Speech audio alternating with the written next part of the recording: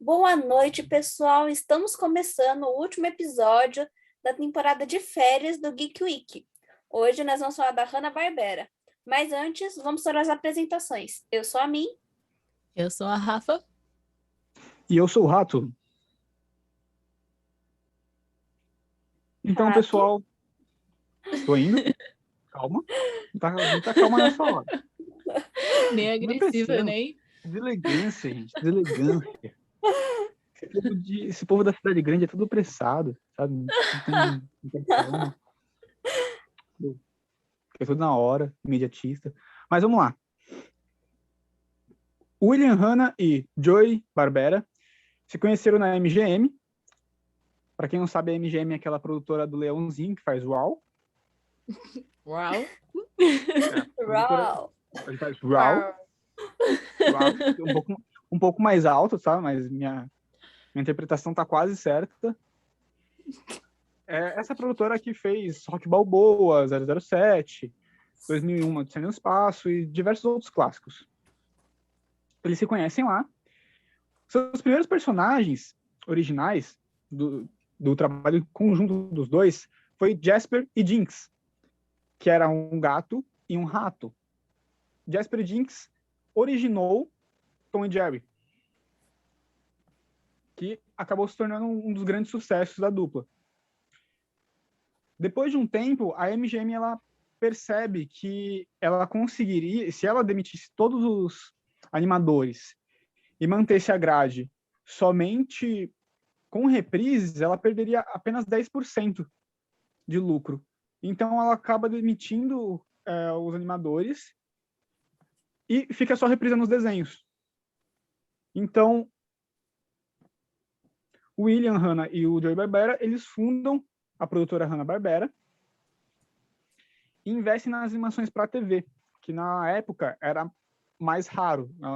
Era uma coisa que nem a Disney queria fazer, porque gastava muito dinheiro, era demorado para se fazer, tudo isso. Eles aprimoram o método de animação, onde você pode perceber que todos os personagens, ou pelo menos os primeiros personagens ali do estúdio da Hanna-Barbera, eles têm algum adereço no pescoço, que era para utilizar menos desenhos. Então, eles faziam desenhos somente para mudar a cabeça dos personagens. Então, utilizando a parte de baixo com um desenho antigo. E isso aumentou a produção, deixou a produção mais rápida, fazendo com que eles pudessem produzir muitos desenhos para a TV. Como os desenhos acabaram se tornando um pouco mais simples, como tinha essa produção mais rápida e o corpo não se mexia tanto, eles tiveram que focar bem nos roteiros e na dublagem. Então a dublagem já é característica desde o início da Hanna-Barbera, que quando vai para outros países, principalmente aqui no Brasil, a Hanna-Barbera é responsável por clássicos da dublagem brasileira, por dubladores brasileiros que começaram dublando os personagens da Hanna-Barbera. E aí,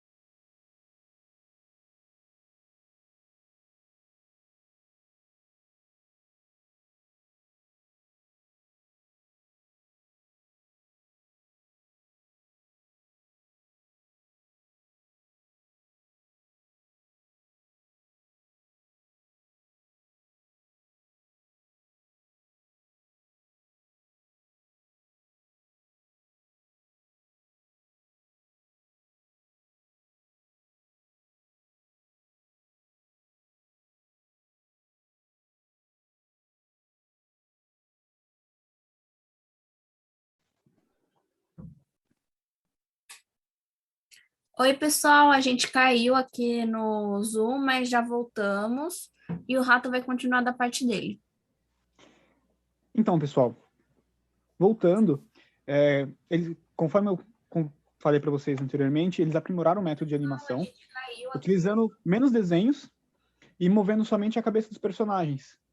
Com isso, eles conseguiam fazer mais desenhos, mais animações em menos tempo e alimentar uma grade para a TV, coisas que outras produtoras não conseguiam fazer. Por conta dos seus desenhos serem mais parados, a questão do corpo, eles acabaram focando em bons roteiros e boa dublagem. Dublagem característica da Hanna-Barbera que, quando chega no Brasil, que continua características e a gente tem vozes que são conhecidas até hoje, tipo a do Scooby-Doo, a do Fred Flintstone, entre outras. As primeiras animações da produtora em si, a primeira foi Jumbo e Ruivão, que fez um sucesso, mas não tanto quanto as que viriam a seguinte. As próximas que chegaram a fazer realmente sucesso foi Dom Pichote e Pepe Legal. Esses foram realmente os primeiros sucessos da produtora, e Dom Pichote chega a ganhar um Emmy, sendo a primeira vez em que uma animação ganha como melhor programa infantil. O William e o Joe, eles consideram eles chegaram a ganhar um Oscar, né? A Hanna-Barbera chegou a ganhar alguns Oscars, mas eles consideram esse Emmy o prêmio mais importante que eles ganharam, porque nessa época nem a Disney conseguiu ter algo desse tipo. Então, eles têm maior carinho por esse prêmio. E logo em seguida vem um dos maiores sucessos da produtora, que é os Flintstones, que foi odiado pela crítica, porém foi aclamado pelo público e foi amado pelo público. E aí a Rafa vai falar um pouco mais. Bom, os Flintstones, ele foi a animação foi criado em 1960 até 1966 e teve 166 episódios com 6 temporadas. E retrata uma família na Idade da Pedra, na cidade de Bedrock, convivendo com dinossauros e todas as modalidades da época, como, por exemplo, tipo, uma tromba de mamute no lugar de um chuveiro. Uma modalidade totalmente surreal. Mas é o que era da animação, e isso que eu adorava. O patriarca e o protagonista é o Fred Flintstone. E ele é o que grita Yaba Yaba Dabadu quando ele está bem faceiro. Faltou ênfase no Du. Quero de novo esse Abadabadu. Ai, gente. Yaba Dabadu, é isso. Tem que dar uma olivada, tem que ser... O Du, ele tem que puxar igual do Scooby-Doo, entendeu? Faz aí, então. Yabadabadu! Um dia eu chego nesse nível. Mas não será hoje. Bom, gente, e durante mais 3 décadas, desde que foi no ar em 30 de setembro de 96, de 60, né? Foi no canal ABC, Fred, Barney e Vilma, nossa, mano, que Wilma?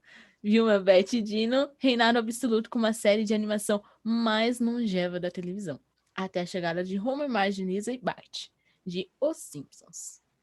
Perto de virar a CC, então, o desenho criado pelos estúdios Hanna-Barbera foi o marco da TV, tornando-se o primeiro do formato a ganhar um horário nobre em rede nacional, além de apontar o caminho para a produção seriada de animação para atender a até crescente demanda das emissoras, em que agilidade e baixo custo eram as palavras-chave. Como o Rato disse, um dos maiores segredos do sucesso de Hanna-Barbera, que eles só tinham 1 ano de vida quando os Fins foi lançado, era criar desenhos com o menor número de movimentos. Eles reutilizavam imagens, criavam posições de boca já definidas, reutilizavam piscadas de olho e assim vai. Usavam a mesma piscada de olho em várias sequências diferentes. A animação fez tanto sucesso que teve até adaptação para live action em 1994 e em 2000, com o filme Os Flintstones em Vida Rock Vegas, que era muito bom. Adorava. E é isso, gente. Sobre os Flintstones é isso. Bora lá.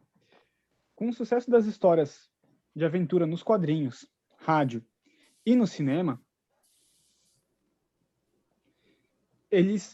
a produtora ela deixou um pouco de lado o tradicional humor de suas animações para explorar algumas outras áreas. E isso resultou o Johnny Quest, que foi um grande sucesso.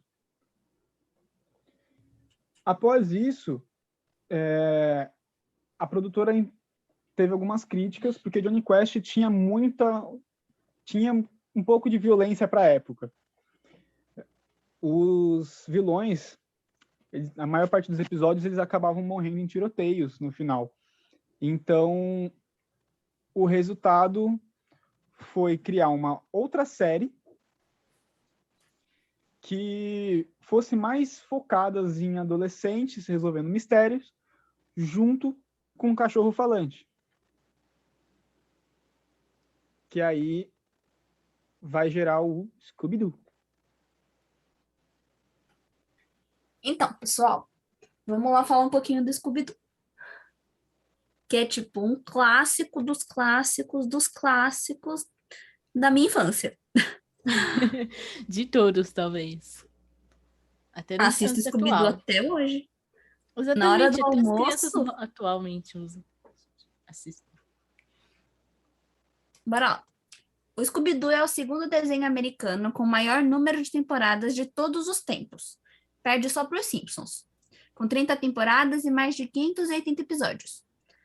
Porém, com as novas temporadas encomendadas, logo deverá ser o desenho mais antigo e com maior número de temporadas. O desenho é constituído por um grupo de 4 pessoas metidas a detetives: o Fred, a Velma, a Daphne e o Salsicha, e um dog alemão falante chamado Scooby-Doo, que viajam numa van chamada Máquina de Mistérios e ajudam a investigar casos misteriosos. Minha dicção hoje tá melhor que ontem, vai? Tá mesmo. Eles dividem-se sempre em 2 grupos quando vão procurar pistas. O Fred, a Daphne e a Velma vão para um lado, enquanto o Salsicha e o Scooby-Doo vão para o outro, e sempre acabam sendo perseguidos pelos vilões do episódio. A forma dos episódios é sempre a mesma, mas isso não tira o brilho do programa. Depois de uma cena de perseguição ou uma sequência musical, e por meio de algum plano, ideia mirabolante ou alguma armadilha, os vilões são sempre pegos. Estão sempre mascarados e a verdadeira identidade são reveladas ao tirarem a máscara. Por trás da máscara, há sempre o rosto de algum personagem já conhecido na história. Cada vez que são desmascarados, os vilões sempre dizem: "Eu teria conseguido se não fosse por aqueles garotos encheridos e esse cachorro idiota." É o clássico. Clássico. É a mesma frase para todos, né? Sim, Scooby-Doo é igual todo episódio. Mas todos são bons. Sim, todos são bons. Pra que mexer em time que tá ganhando, né? Não, E aí, gente, o Rato tava falando de dublagem e o Orlando Drummond foi a voz do Scooby-Doo entre 1972 até 2012. Em outubro de 2019, o ator e dublador comemorou o aniversário de 100 anos com a festa temática do Scooby-Doo e até ganhou uma réplica da Máquina de Mistérios. Infelizmente, o Orlando Drummond faleceu nesta terça-feira, dia 27/7, aos 101 anos. Então, eu galera, adorava após a o dublagem sucesso de dele. Scooby-Doo, diversas outras séries elas passaram a ser feitas com as mesmas características. Então, a Hanna-Barbera, eles tinham muito de duplicar essas séries, né? Então, fazer outras versões. Assim como eles fizeram com os Jetsons, né? Eles vão fazer algumas versões parecidas com o Scooby-Doo, que é Tutubarão, que é um grupo de amigos de um tubarão, Capitão Caverna e as Panterinhas, que são as Capitão panteras, Caverna é muito bom. e o Capitão Caverna, Goober e os Caçadores de Fantasmas, que esse é muito igual ao Scooby-Doo, porque o Goober é um cachorro, eles caçam fantasmas. E Arquivo Confidencial, que para mim é o melhor nome possível. Eu também acho. Vale lembrar que a Hanna-Barbera ela também produziu desenhos tanto para Marvel quanto para DC. Para Marvel, foi o desenho do Quarteto Fantástico. No Brasil, traduzido como Os Quatro Fantásticos. E para DC, foi o desenho dos Super Amigos, que tem aquele Aquaman estranho. Ficou meio estranho. Muito bom aquele Aquaman. Ai, adoro. Ele voa em peixes. Que O outro Aquaman Aquaman é voa? conhecido até hoje como um personagem inútil por conta daquele desenho, gente. O Aquaman não é inútil, ele fala com peixes. Ele É, controla puta- o mar, mano. Ele, É um tipo, poder Ele é maravilhoso. rei de ele conversa com 70% do peixes. planeta. Isso é verdade. Mas ele nem anda por esses 70%. Porque Mas não ele que quer. manda. Porque ele gosta da Terra. Ele manda. Mano, ele Ele pode manda, controlar. tecnicamente ele nada. Ele pode dominar o mundo, porque ele pode criar tsunamis, fazer umas coisas malucas. Só com Uhum. peixes. Ele pode eliminar totalmente o comércio entre nós e o Japão, porque pra lá, até ir lá, tem que usar o mar.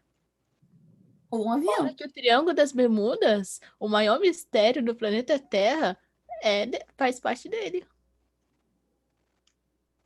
Gente, existe um quadrinho chamado Torre de Babel, um quadrinho da Liga da Justiça, tá?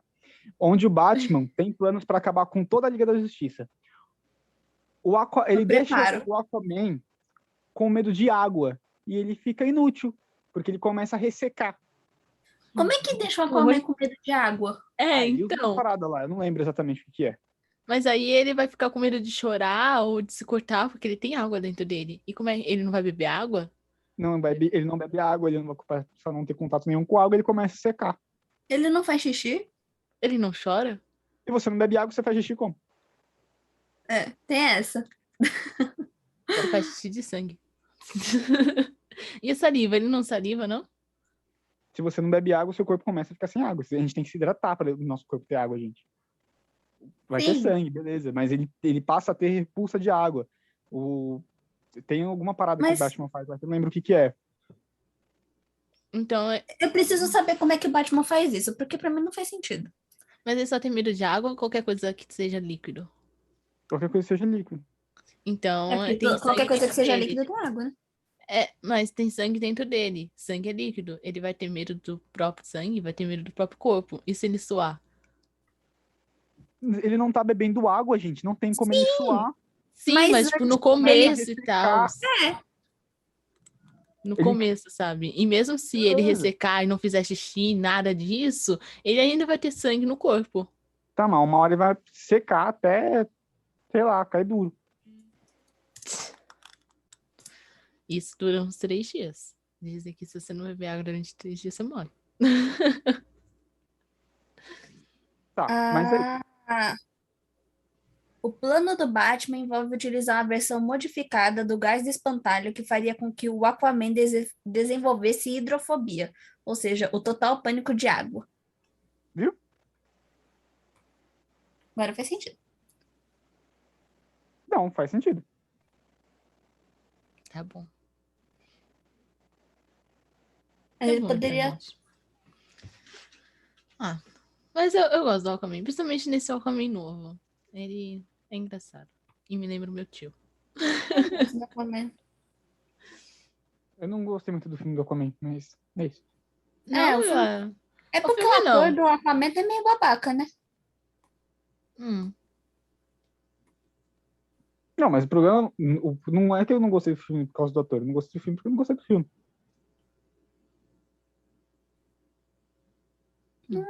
A história do filme eu curti.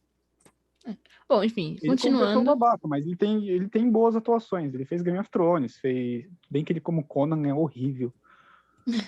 Mas em Game of Thrones ele faz um personagem idiota também. Ele babaca igual ele, mas ele faz bem o personagem. Talvez seja por isso.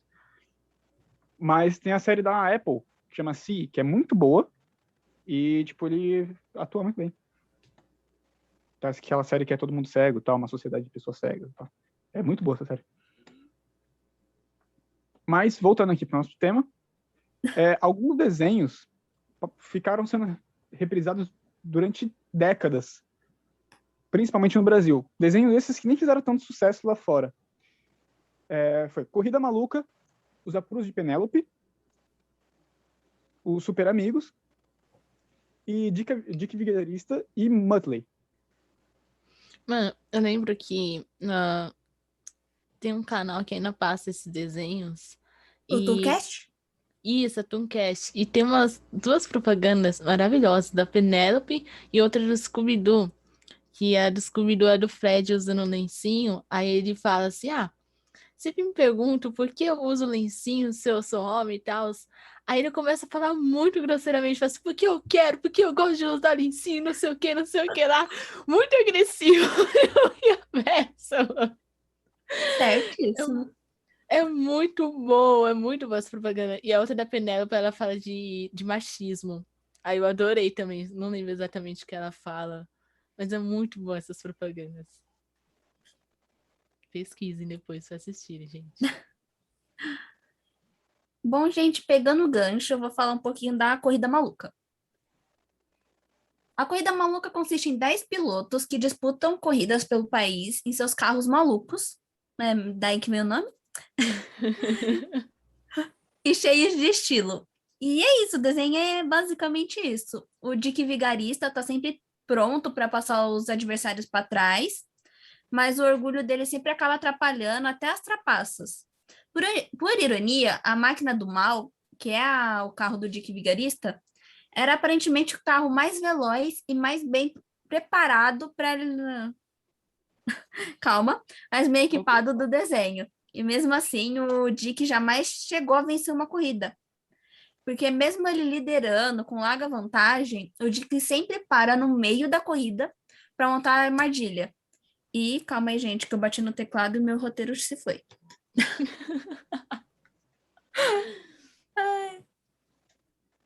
Ele sempre para o carro no meio da corrida e para montar alguma armadilha tal, e dá errado.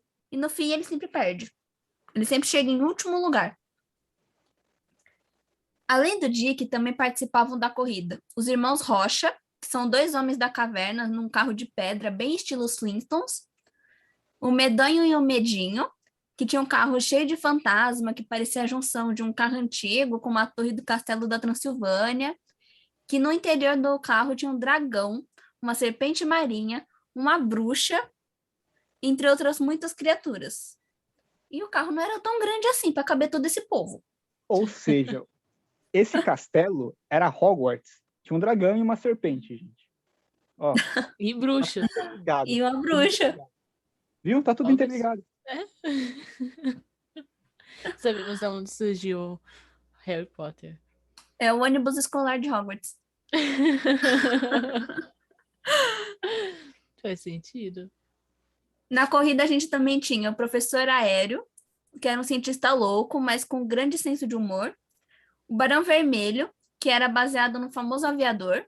A Penélope Charmosa, que dirigia um carro rosa com linhas femininas que possuía várias engenhocas que ajudavam a Penélope a manter-se bonita durante as corridas. Tinha o soldado Mickley, que sob as ordens do sargento Bombarda. A Quadrilha de Morte, um grupo simpático de gangsters. O Tio Tomás e o Urso Chorão. O Peter Perfeito, que era um perfeito cavaleiro. O Perfeito sempre se gabava por ter o carro mais poderoso de todos, chegando a chamá-lo de indestrutível algumas vezes. Porém, era só papo, pois o carro quebrava com qualquer pancada e às vezes chegando até se desfazer por completo. Ou seja, o carro do Perfeito não era perfeito. E por fim, a gente tinha o Rufus Lenhador e seu escudeiro Castor Serra Dentuço. Pastor! Pastor! Como o Kaique aí? Ai, todo mundo tem um momento de Kaique. Pastor! É o pastor Serra Dentuço. Alemão.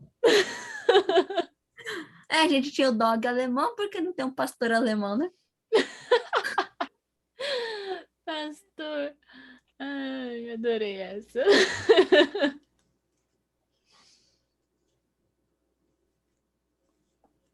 Bom, Rato, vai continuar? Ah, tá. Já acabou no pastor alemão aí? Já. Já.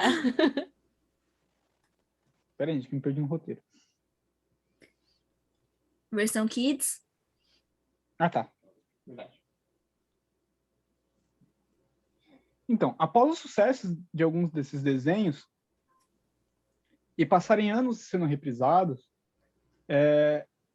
a produtora tentou apostar em versões kids de Scooby-Doo, de Flintstones, que acabaram não dando muito certo. Porém, Mas era bom. não era tão bom quanto os originais, entendeu? Mas E era bom. Não deixa de ser bom. acaba ficando meio, tipo, defasado ali. E a produtora começa a cair um pouco a audiência de seus desenhos. Porém, eles voltam com tudo após utilizar um personagem de um quadrinho belga em sua nova animação. Essas criaturinhas azuis se tornaram mais um dos grandes sucessos da produtora, tornando até filme depois, e jogos de videogame, entre outras coisas.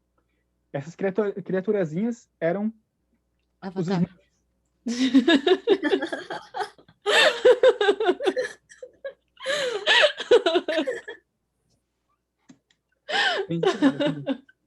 Então, essas criaturas eram os Smurfs,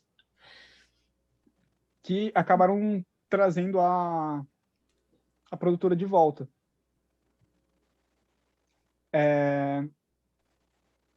Ô, Rafa, você já vai falar dos Jetsons? Eu posso falar. Eu vou só comentar rapidinho sobre os Jetsons. Que fazer um contrário os Flintstones, que era totalmente na época da pedra, no passado, os Jetsons se passam no futuro, em 2062. E tendo um tema como a era espacial, a série introduziu o imaginário, no imaginário da maioria das pessoas, o que seria o futuro da humanidade. Carros voadores, cidades suspensas, trabalhos automatizados, toda sorte de aparelhos eletrodomésticos e de entretenimento, robôs como criados e tudo que dá para se imaginar no futuro. Essa foi, com certeza, a quarta série mais popular da dupla Hanna-Barbera, só perdendo para Scooby-Doo, Os Flintstones e a mais tradicional da série da dupla, Tom e Jerry. De certa forma, esse futuro ideal é satirizado nos desenhos de Futurama. Se viu como contraparte de The Flintstones, enquanto os Flintstones viviam num mundo com máquinas tradicionais como aves e dinossauro, os Jets foram para uma família de 2062, que conviviam com um grande avanço tecnológico. A animação foi lançada em 1962 e 1963. E relançado com novos episódios em 1985, foi o primeiro programa a cores a serem vinculado pela ABC. Resumindo é isso sobre os Jetsons. Eu gostava muito que era, tipo, mano, um futuro, assim. É tipo, De Volta para o Futuro, sabe? Só que já no futuro, né? Sem voltar. Sem a parte do voltar. Mas tem um episódio que é a crossover dos Flintstones com os Jetsons, que é muito bom. E nesse episódio, os Flintstones têm que voltar pro passado, igual de Volta pro Futuro. Que eles, na verdade, eles voltam pro passado e não pro futuro. Verdade. Eu acho que eu já assisti esse crossover, é muito bom. E aí eu só queria falar mais uma coisinha. Que após esse sucesso que eles têm com o Smurf, chega um momento na TV onde era feito desenho para vender bonequinho.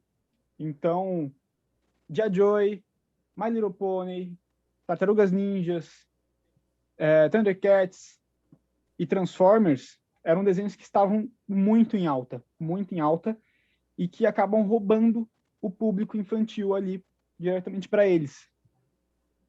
E nesse período, a produtora quase faliu, porém, o grupo Turner compra a produtora Para quem não sabe, o Grupo Turner é o grupo que é dono da Warner, HBO, Cartoon Network, DC Comics e DC Filmes também, tá? A DC inteira. E, então, tipo, e da TNT também. Eles compram a Hanna-Barbera porque eles queriam criar um canal para rodar desenho 24 horas. Só que eles precisavam de desenhos para ter essa grade. Então eles compram a Hanna-Barbera e criam um Cartoon Network. O Cartoon Network foi criado com os desenhos da Hanna-Barbera, porém eles contratam novos animadores para continuar fazendo as animações. Animadores esses que começaram fazendo o Scooby-Doo, os Flintstones, entre outros, e que depois iriam fazer Samurai Jack, por exemplo, American Dad, entre diversas outras animações que fizeram muito, mas muito sucesso. Não, algumas fizeram sucesso no próprio Cartoon e outras foram fazer sucesso em outros canais, como o FX e Fox. E é isso. Aí a Hanna-Barbera, ela meio que se funde ao Cartoon Network, né? O que era da Hanna hoje é do Cartoon.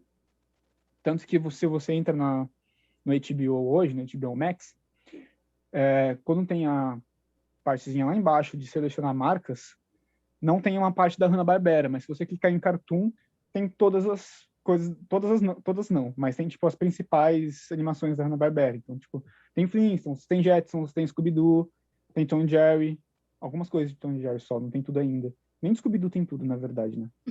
Scooby-Doo tem, se não me engano, acho que a série de Scooby-Doo que tem é de 2000 pra cá. Vamos todos maratonar Scooby-Doo.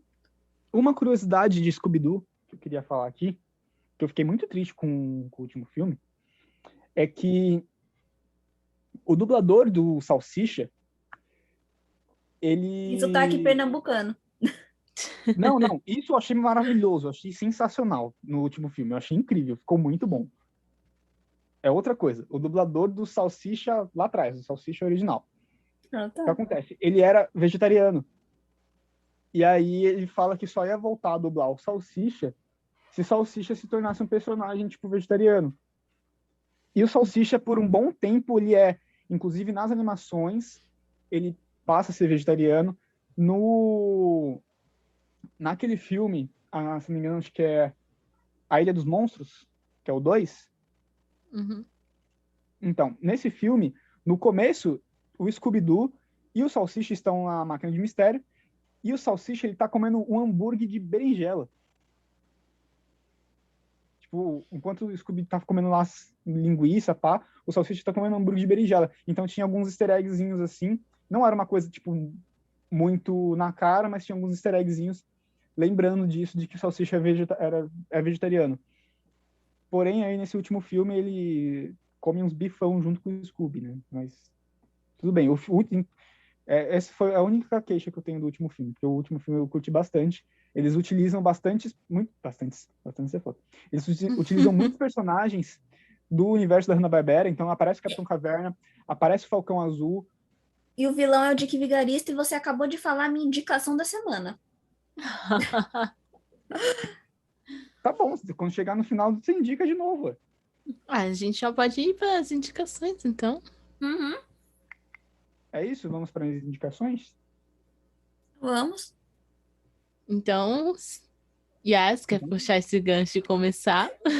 A minha é o filme do Scooby-Doo do ano passado. E o Rato acabou de falar.